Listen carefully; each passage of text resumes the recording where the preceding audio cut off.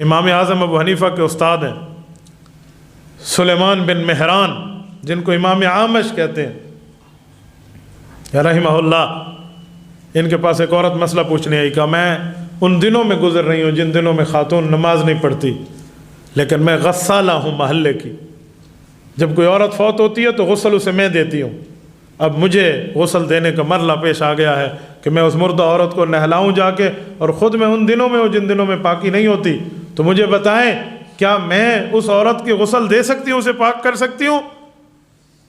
تو انہوں نے فرمایا کہ اس محلے میں میرا شاگرد رہتا ہے، اسے کہتے ہیں نعمان بن ثابت ابو حنیفہ، جا اس سے پوچھ لے، جو وہ بتائے مجھے بتاتی جانا۔ عورت مسئلہ پوچھنے گئی، امام صاحب نے فرمایا جی بالکل تو غسل دے سکتی ہے۔ اس نے کیا حدیث کی دلیل لینی تھی یا کوئی مسئلہ، سادی عورت میں مسئلہ حل ہو گیا، جی ٹھیک، جاتی ہوئی نے بتا کہ میرا مسئلہ حل ہو گیا، ٹینشن ختم ہو گئی، جی ٹھیک۔ اس عورت کی تو ٹینشن ختم ہو گئی، امام اعمش فرماتے ہیں میری ٹینشن شروع ہو گئی۔ میں نے سوچا کیسے دے سکتی ہے وہ عورت غسل، خود تو پاک نہیں ہے، دوسری کو پاک کیسے کرے گی؟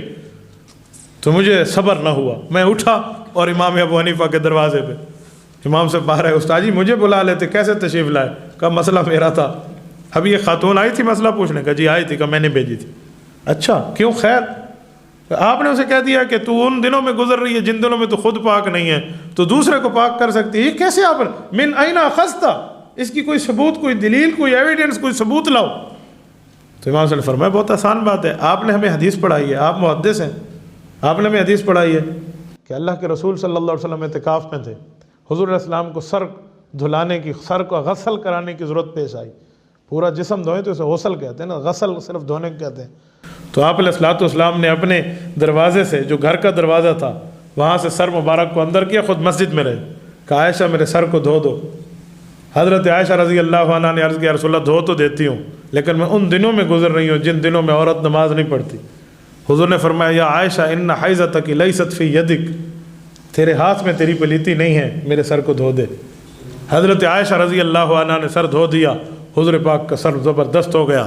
تو کہا جب اماں جان عائشہ، اتنی حدیث انہوں نے پڑھائی تھی، اب آگے امام صاحب نے مسئلہ نکال کے بتایا کہ جب اماں جان عائشہ رضی اللہ عنہ ان دنوں میں ہوں جن دنوں میں عورت نماز نہ پڑھے، وہ حضور پاک کے سر مبارک کو دھو سکتی ہیں، تو یہ عورت ان دنوں میں رہ کر دوسری عورت کو غسل کیوں نہیں دے سکتی؟